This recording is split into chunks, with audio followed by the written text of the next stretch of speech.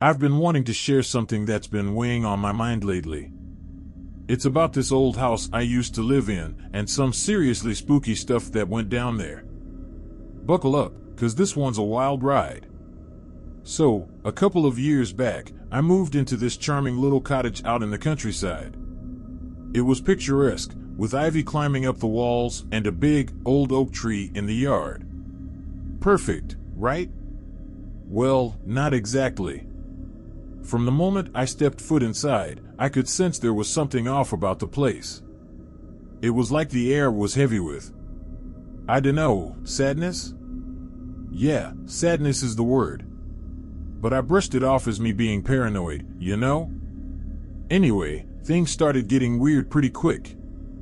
At first, it was just little things, like objects moving on their own or strange shadows darting across the walls. Easy to ignore, right? But then the noises started.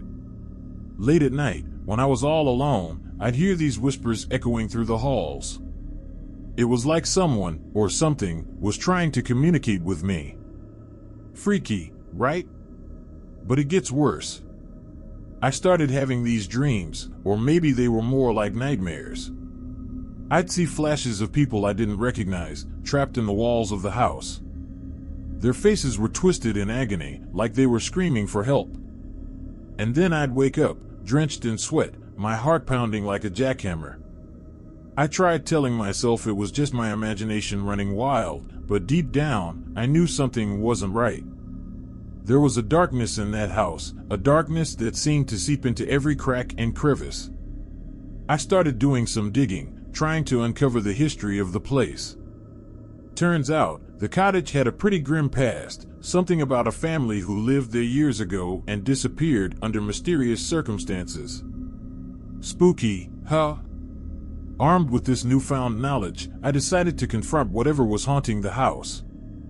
I gathered up some candles, a Ouija board, you know, all the essentials, and prepared to face my fears head-on. That night, as the clock struck midnight, I lit the candles and set up the Ouija board in the living room. I called out to the spirits, daring them to show themselves. And boy, did they deliver. The air grew icy cold, and the candles flickered as if caught in a breeze.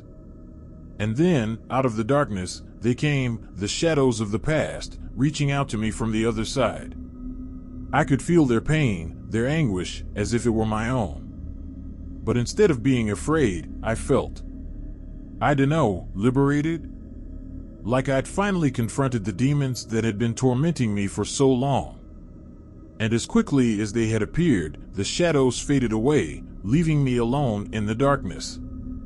From that day on, the whispers stopped, the shadows disappeared, and the nightmares, well, they became a thing of the past. I don't know what happened that night, or if I'll ever fully understand it. But one thing's for sure, I'll never forget the haunting memories of that old cottage.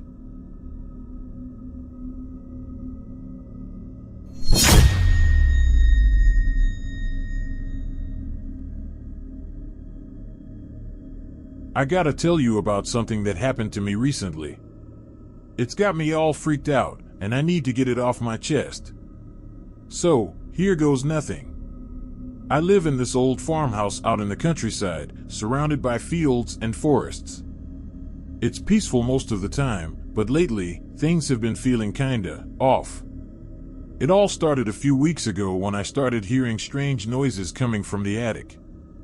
At first, I thought it was just the house settling or maybe some animals getting in. But the noises were different, like whispers, just barely audible, echoing through the rafters. I tried to ignore it, but the whispers grew louder, more insistent. They seemed to follow me everywhere, haunting me day and night. I started to feel like I was losing my mind, like the walls were closing in around me. And then came the dreams, vivid, unsettling dreams that left me feeling drained and disoriented. I'd wake up in a cold sweat, my heart pounding in my chest, but I couldn't shake the feeling that I wasn't alone. Things only got worse from there. Objects started moving on their own, doors slamming shut when there was no one else around. I'd catch glimpses of shadows out of the corner of my eye, fleeting and indistinct, but unmistakably there.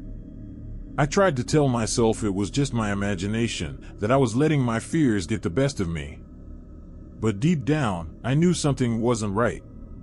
There was a presence in the house, something dark and malevolent, and it was growing stronger by the day. I knew I had to do something, but I didn't know where to start. I tried researching online, looking for answers, but everything I found just made me more confused and scared. And then, just when I thought things couldn't get any worse, I found it, an old diary hidden away in a forgotten corner of the attic. The pages were yellowed with age, the ink faded and barely legible, but as I read through them, a chill ran down my spine. The diary belonged to the original owner of the farmhouse, a woman named Sarah who had lived here over 100 years ago. She wrote about strange occurrences in the house, whispers in the night, shadows lurking in the darkness. She spoke of a presence, something ancient and malevolent, that had driven her to the brink of madness. As I read her words, I realized that whatever was haunting this house had been here for a long time, longer than I could even imagine. And now it was coming for me. I don't know what to do, to be honest. I'm scared, more scared than I've ever been in my life.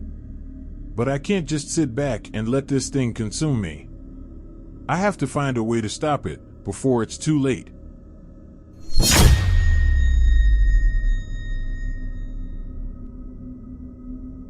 As the first rays of dawn crept through the curtains, I finally mustered the courage to peel myself out of bed.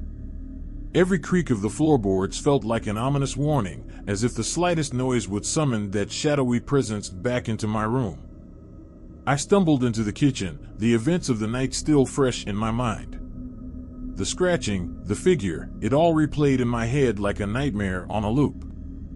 I poured myself a cup of coffee, hoping the warmth would chase away the chill that still lingered in my bones. As I sat at the kitchen table, trying to make sense of what had happened, my mind raced with possibilities. Was it a ghost? A figment of my imagination? Or something far more sinister lurking in the darkness?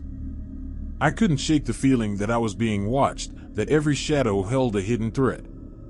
The once familiar comfort of my home now felt like a prison, trapping me with unseen terrors. I needed answers, closure, anything to put my mind at ease.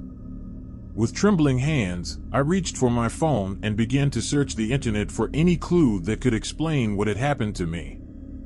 Hours passed as I delved deeper into the realm of the supernatural, poring over forums and articles in search of similar experiences. But the more I read, the more my unease grew. Tales of malevolent spirits and demonic entities danced across the screen, each one more chilling than the last. I tried to push the fear aside, to convince myself that there had to be a rational explanation for what I had witnessed.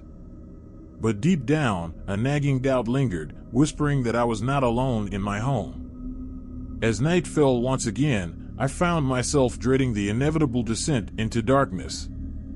Every creak of the floorboards sent shivers down my spine, every flicker of movement out of the corner of my eye filled me with dread.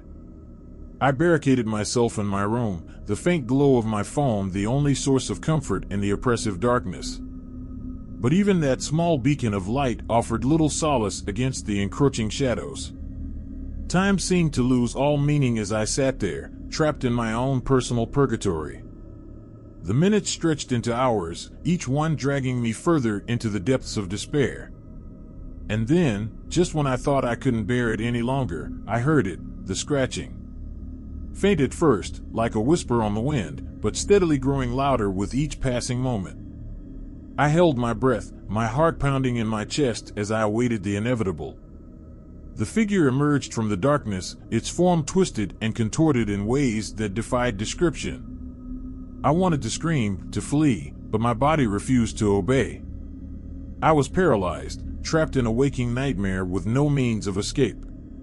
The figure drew closer, its eyes burning with a malevolent intensity that sent terror coursing through my veins.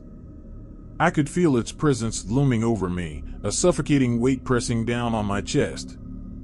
And then, just as suddenly as it had appeared, the figure vanished, leaving me alone in the darkness once more. I lay there for what felt like an eternity, too afraid to move, too afraid to even blink. But as the first light of dawn crept through the curtains, I knew that my ordeal was far from over. For something had awakened within me, a primal instinct that screamed of danger lurking just beyond the edge of perception. And as I stared into the abyss, I knew that whatever had visited me that night was only the beginning of a far greater horror yet to come.